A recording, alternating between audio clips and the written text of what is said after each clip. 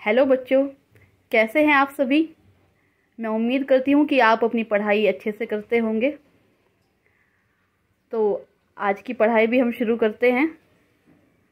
बच्चों, आज आपका टॉपिक है पेड़ पौधे व उसके प्रकार, जो कि मैंने आपकी ईवीएस की बुक से ही लिया है। प्यारे बच्चों, आपने अपने आसपास तो कितने ही पेड़ पौधे देखे होंगे। फूलों वाले पौधे, फलों सब्जियों वाले पेड़ पौधे। बच्चों, इन पेड़ पौधों में कुछ समानताएं और असमानताएं होती हैं, और इन्हीं असमानताओं के कारण इनको अलग अलग श्रेणियों में बांटा गया है। क्या क्या है इन पेड़ पौधों के प्रकार, चलो हम देखते हैं। बिग ट्रीज यानी बड़े पेड़, श्रब्स यानी झाड़ीदार पेड़ पौधे, हर्ब्स यानी कि औषधीय पौधे, क्रीपर्स एंड क्लाइंबर्स यानी कि लताएं या बेलें। अब इनमें डिफरेंस क्या क्या है। बिग ट्री यानी कि जो बड़े पेड़ पौधे होते हैं वो अपने क्षेत्र के अनुसार इनमें भी कुछ विभिन्नताएं होती हैं। जैसे नारियल का पेड़ है, आपने सबने नारियल के पेड़ तो देखे होंगे, टीवी में तो जरूर देखे होंगे। नारियल का पेड़ बच्चों तटीय इलाकों में पाया जाता है, समुद्री इलाकों में, जैसे कि केरला, गोवा। नीम के, आम के, बरगद के पेड़ तो हम यूजुअली देखते ही हैं, हमारे घरों के आसपास भी मिलते हैं। इनमें क्या खासियत है, इनकी क्या विशेषताएं हैं बच्चों।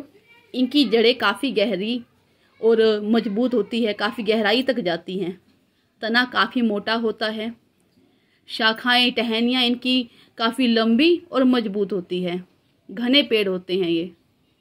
बरगद का पेड़, बरगद के पेड़ की क्या विशेषता है, जैसे कि आप देख रहे हो, ये जो टहनियों से होकर इसकी जो जड़ें जमीन तक जा रही हैं।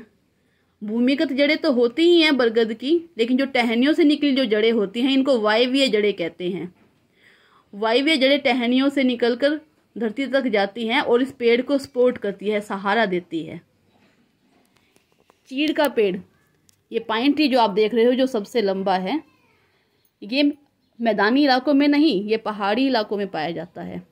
शंकु के आकार का होता है, और ये इसका जो आकार है ये इसे ज़्यादा बर्फ़ से नुकसान होने से ही बचाता है। इसकी जो पत्तियां होती है काफ़ी नुकीली और चिकनी होती है, बर्फ़ ज़्यादा ठहर नहीं पाती। और आपने देखा भी होगा पहाड़ी इलाकों की जो छतें होती हैं वो भी शंकु के आकार की होती है, ढलवां होती है, ताकि बर्फ़ को आसानी से हटाया जा सके। तो इस तरह से बड़े पेड़ों को भी कैटेगराइज किया गया है। फिर बारी आती है अपने झाड़ीदार पौधों की। झाड़ीदार पौधों की जड़ें ज़्यादा गहरी तो नहीं होती, लेकिन मजबूत होती है।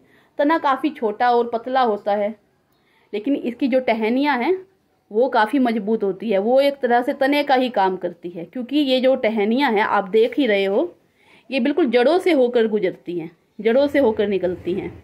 ये नींबू का पेड़ है, देखो इसे भी, इसकी जो टहनियाँ ये भी जड़ों से होकर निकलती है। ऐसे ही जैस्मीन का पौधा, टीट का, बेरी का पेड़ तो आपने देखा ही होगा। इन्हें ज़्यादा पानी की आवश्यकता नहीं होती, इसलिए रेगिस्तानी इलाकों में आप ये झाड़ीदार पेड़ पौधे जो हैं वो सबसे ज़्यादा देख पाओगे, जैसे कि कैर, टीट या कैक्टस वगैरह। इसके बाद बारी आती है अपनी हर्ब्स की। हर्ब्स औषधीय पौधे। मेरे सामने एक तुलसी का पौधा है, ये पुदीने का पौधा है, और ये है एलोवेरा। इनमें औषधीय गुण होते हैं। इनकी जड़ें काफ़ी गहरी तो नहीं होती, और जो टहनियाँ होती हैं बहुत पतली और बहुत नाजुक होती हैं। तुलसी का पौधा आपने देखा है, तुलसी में कितने गुण हैं। तुलसी, खांसी जुकाम में हम तुलसी की चाय पीते हैं। पुदीने से भी काफ़ी दवाइयाँ बनती है, हाजमे की। एलोवेरा कितने काम आता है। तो इनमें औषधीय गुण होने के कारण इन्हें औषधीय पौधे बोला गया है। इसके बाद बारी आती है हमारी क्रीपर्स और क्लाइंबर्स।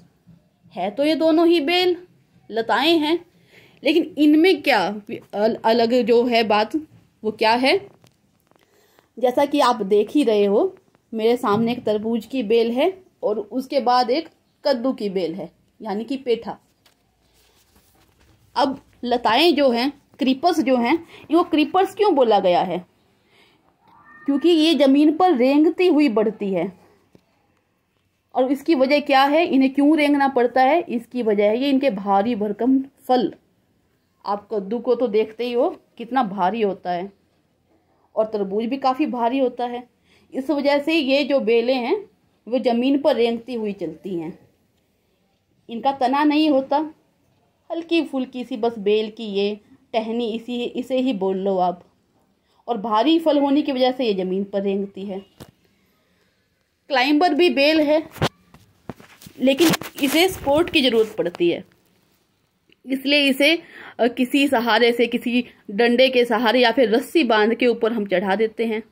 जैसे ये अंगूर की बेल, वो पीछे तोरी की बेल है, तो इसलिए इनको क्लाइंबर बोला गया है। क्लाइंब का मतलब भी तो चढ़ना होता है ना, तो इसलिए क्लाइंबर और क्रीपर अलग अलग हैं। तो इस तरह से बच्चों पेड़ पौधों का अलग अलग तरह से वर्गीकरण किया गया है, उनकी विशेषताओं के अनुसार या फिर उनके क्षेत्रीय स्थानों के हिसाब से। तो मैं उम्मीद करती हूँ कि आपको पेड़ पौधों के वर्गीकरण का ये कॉन्सेप्ट समझ आया होगा। और आपसे ये भी गुजारिश करती हूँ कि आप अपने आसपास के पेड़ पौधों का ध्यान भी रखो और पेड़ पौधे भी लगाओ, क्योंकि पेड़ हमारे बहुत काम आते हैं। Thank you.